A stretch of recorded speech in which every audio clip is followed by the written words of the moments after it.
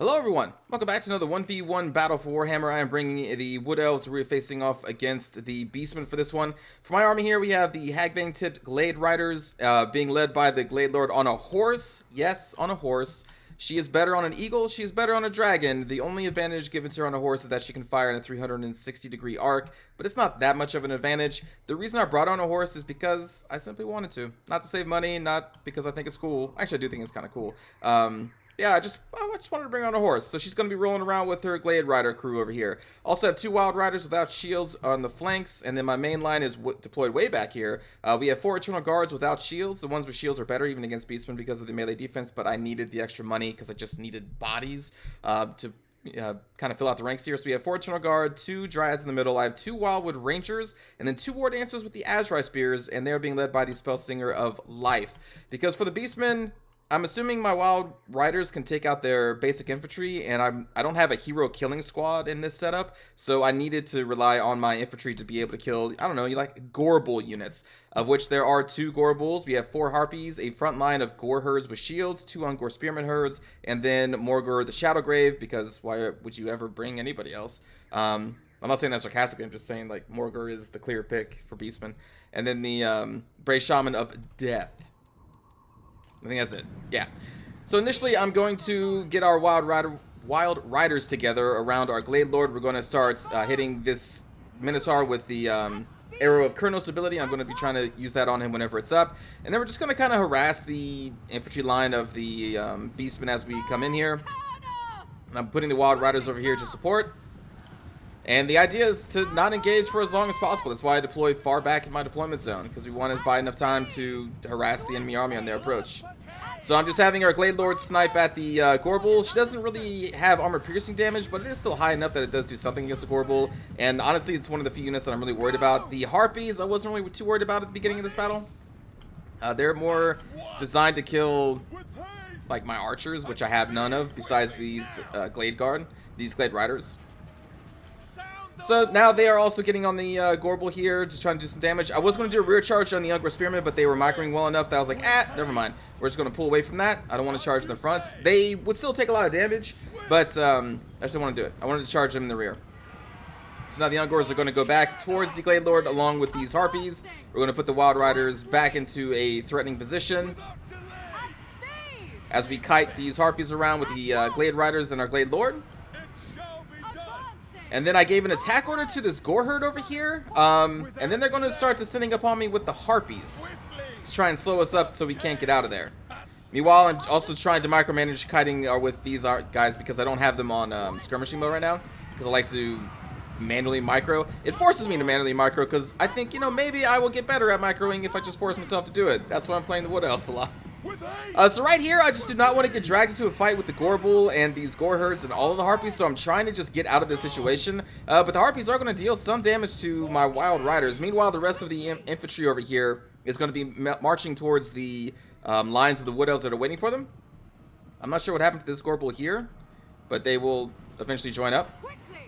There goes another Arrow of Kurnos ability on the Gorebull, but it kind of misses and hits some of these Gore herds instead.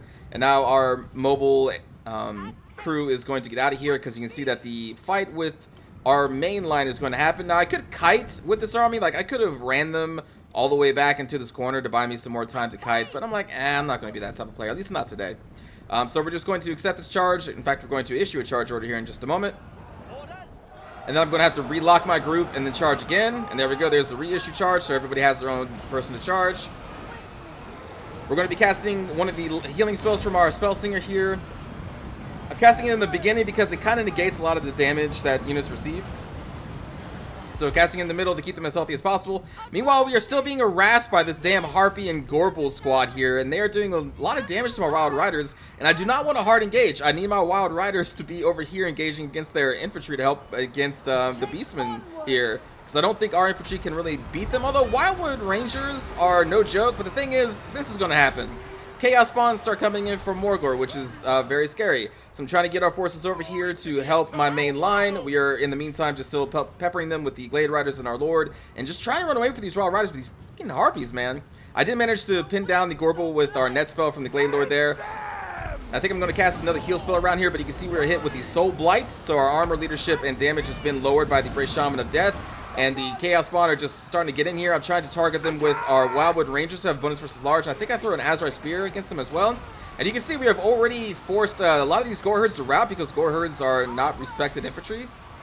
I never respect them. They can be brutal, but I never respect them. This Gore Bull is going to go against our Spellsinger here, who I forgot was sitting right here because I had engaged against a Gore Herd. Our Wildwood Riders are trying to do rear charges, but they keep getting caught up by these damn Harpies, so I need to just kind of destroy them. Then I'm going to have to micromanage our Glade Riders out of here because the Harpies are trying to kill them as well. Eventually, I'm going to notice the Spellsinger getting hit, so there you go. I'm giving her move orders like, holy shit, get away from that Gore Bull, please. Whatever you do, get away from the Gore Bull. Earthflare going down on one of our Wild Riders. Doing some okay damage against the Harpies and the Gore Bulls, but I need these Gore Herds, but I need them to do rear charges. So we're going to be pulling out here very soon. Spellsinger is running away from that Gore Bull, so she's now relatively safe over here. Meanwhile, the Glade Riders are still kind of kiting this group of Harpies. This group should be doing a rear charge into something here soon. There we go. They're going to go after the Brave Shaman. Meanwhile, we have our Wildwood Rangers. This whole clump here is basically fighting against this Gore Bull. And then we should be getting our Wild Riders. Yeah, they're going to be pulling out around here. We're going to go back around this flank and do rear charges for what's left of them here. Trying to run away from the Gore Bull. I do not want to do a hard engage on a Gore Bull with our Wild Riders. That's not what they're here for. So we're going to net him again with the Prey of Anathrema. Or the net of whatever. Meanwhile, the front line, these Gore Herds are coming back to fight us, but we still do have a lot of our numbers left, except for on the right flank here, which is where we're losing, because the Harpies now recharged us. We had to deal with this Chaos Spawn, but they are now dead. Brave Shaman was in the middle of some Eternal Guard and Dryad, so it's taking a lot of damage from them. We're casting the AoE healing spell from our Spellsinger of Life to try and negate some of the damage that these guys are going to receive from now on. The healing spells are kind of more geared for the tree part of the Wood Elf army, but I still wanted to try it with an infantry-focused army. And again, it does basically kind of just like negate damage. Of course, it doesn't bring them back to life, so it's just kind of like a damage mitigation spell is how I kind of view it. If it heals the units up to full, great. But I use it as damage mitigation. So there we go. We had a rear charge against the middle there, and now we're going to try and do a rear charge against this right flank, which is obviously the one that is suffering the most, or at least we should be here very soon. Spellsinger in relative safety. There we go. We're doing a rear charge against these Gore Herds. Hitting their leadership a little bit. Over here, another group of the Chaos Spawn are going to be summoned from my nearly dead group of Eternal Guard. And right here, this Gore Bull and the Ungor Spearmen were catching our Glade Lord. And I was not noticing it quick enough, so I kept trying to give movement orders here at the end, but she is not going to escape this, and she is eventually going to die because I was focusing right here, and she was back here out of my sight range, which is my bad. So yeah, she is definitely going to die to that Gore Bull, but at least we're getting some decent damage to this Gore Bull, and she did do a lot of damage to this Gore Bull before she died, so she wasn't totally useless. Like, most of her ammunition was at least spent, so like, it's not the worst, but I mean, obviously it's not the best, and especially when this Gore Bull is now on my Spellsinger, who, because I was trying to micromanage this lady and kept giving her move orders, I was now neglecting this lady, and then she is going to be routed off, but she will come back. Getting any damage we can against this Gore Bull. That group of Chaos Spawn is a bunch of punks, and over here, I'm just trying to kill Morgor. We've been fighting him for a long time with our Wildwood Rangers, who do a lot of decent damage. But he's a tanky guy unless you have a lot of, basically like a hero killing melee squad to kill him. He's going to be taking a lot of damage. So now we're going to have some of our War Dancers here on the Gore Bull because they are anti-large and armor piercing, just kind of like the Wildwood Rangers. This Gore Bull, I think we routed off or about to route off here soon. Spellsinger's going to come back here pretty soon. We're going to get her back into battle. And there's really not much left for us to kill except for these Gore Bulls and the Morgor the Shadowgrave. So I'm just doing kind of charges here on the one unit that remains of these Ungor Spears. Although it looks like the charge was halted by these Spearmen over here. So we're trying to break them, and then all it is killing these Gore Bulls. Trying to do repeated charges against them, even with the Glade Riders, who are now basically out of ammunition. So there's nothing left to do with them but just kind of chase off infantry and do charges. Luckily, these Chaos Spawn are just dying to these War Dancers with Azrai Spears because they are some tough fighters. Maybe a little overpriced, I think, for what they are, but I wanted to give them a shot in this one. Some of our routing troops now coming back. Harpy's going to try and reroute them. Spellsinger's coming back. We're doing another rear charge on these Ungor Spearmen, which I believe is going to be the end for them. And now Morgor is going to route, and when he routes, it's going to be a chain route because this Gore Bull is already routed, and then that's going to do it for the Beastmen. So, good game to my opponent. I hope you enjoyed that one. Glade Lord on a horse. Now, I know, if she was on a flying mount, which you definitely should put her on. You definitely should. Unless you just want to put her on a horse, like I did. If she was on a flying mount, she would have lived through that entire battle, because the Gore Bulls obviously can't fly. But But I don't know. I wanted to try her on the horse. I like the 360-degree firing arc, and I just wanted her to roll with the Glade Guard. I just wanted it to look cool with our hero on the horse with the other horses. That's simple as that. Sometimes you just gotta play to have, you know, just more fun than more concerned about winning. That's what I do. 35 kills in the Glade Lord, won the Spell Singer. That's okay. She casted a lot of healing spells. I was basically out of Winds of Magic, so she did a lot. The front line here did really well against the Gore herds. The Azrai Spear War Dancers are pretty good. Wildwood Rangers dealt a lot of damage, and then of course the Wild Riders did a lot of damage there against the Harpies, and then the couple rear charges they got on the Gore herds made them rout, and they did work. Wild Riders are just really good. They're really good. And even the Glade Riders, 49 kills. That's not bad. That is not bad, I think. Let's see. For Assault's Curse here, 82 kills on Morgor is a lot. The Gorbals did pretty well. Gore Herd did okay here and there. Then the Harpies did a great job of pecking my Wild Riders nearly to death. That was really annoying. That was very annoying, actually. Because whenever they were around, I never wanted to do a hard engage because there was a Gorbal nearby, and I didn't want to fight a Gorbal with my Wild Riders. That was just not a good idea, I think. But again, good game to Salt's Curse. Hope you enjoyed that one, and let's watch a cinematic view. These guys are very dangerous. Just saying. They're pretty dangerous.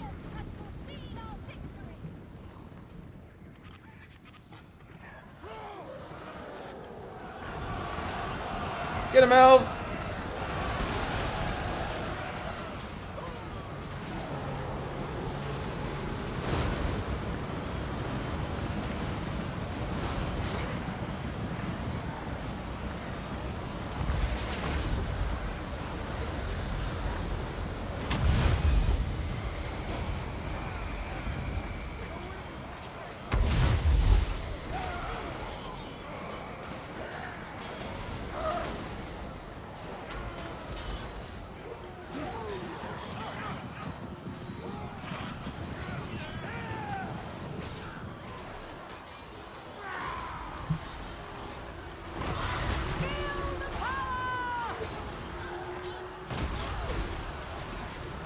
Damn Chaos Spawn. Quite a lot of anti-large though, specifically to fight them and all the Minotaurs, potential Minotaurs and Gorbals. Because I mean, it's gonna happen. Like when you fight Beastmen, you're gonna most likely fight Morgor, so you're gonna have to deal with the spawn.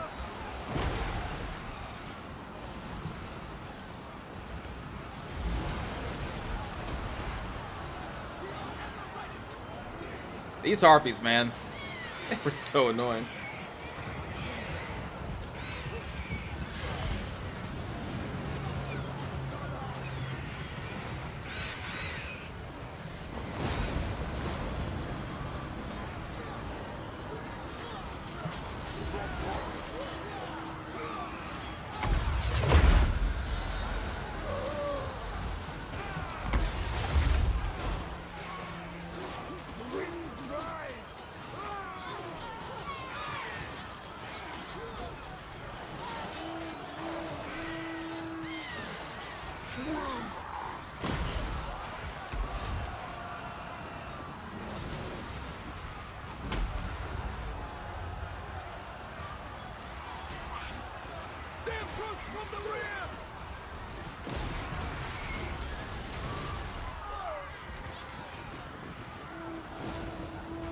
Run!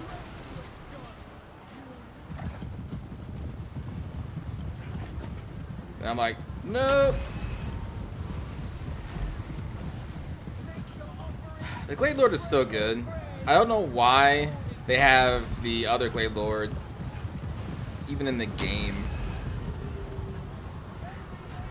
I don't know, I guess for maybe single player, but like it is so weird. I've never understood the two Glade Lords, how one is just so much better than the other. And they're only like 80 gold apart in cost. It just makes no sense whatsoever.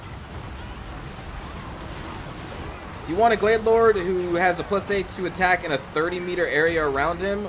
Or do you want a Glade Lord who has Arrow of Kurnos spamming every 90 seconds and a net that stops a unit for what, 20 seconds, 30 seconds? I don't know. What is the correct answer here? Like, I don't understand it. They need to make the other Glade Lord either significantly cheaper or give him something worthwhile to bring him in multiplayer.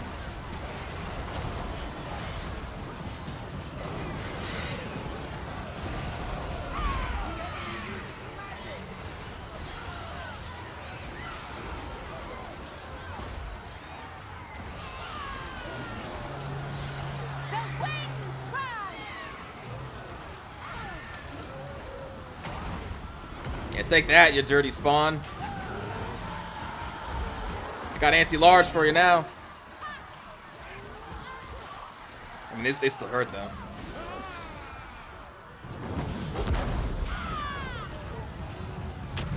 Oh, did we miss my lord dying? Shit, we just did.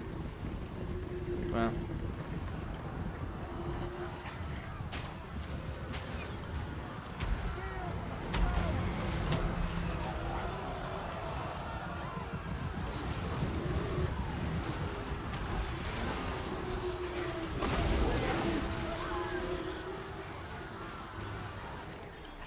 What's happening out here? Oh, my other Wild Riders.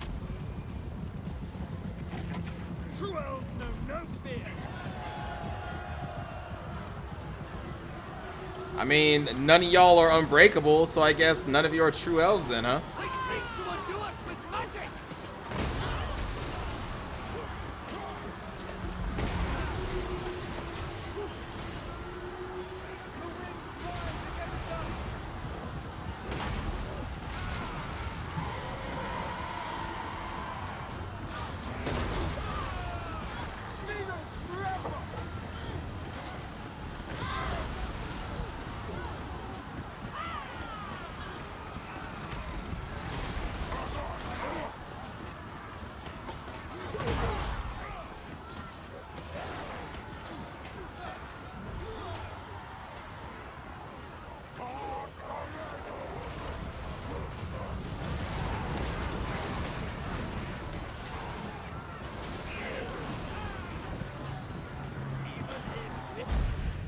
And there we go. So thanks again for watching, everybody. I will see you all in the next battle. Have a good day.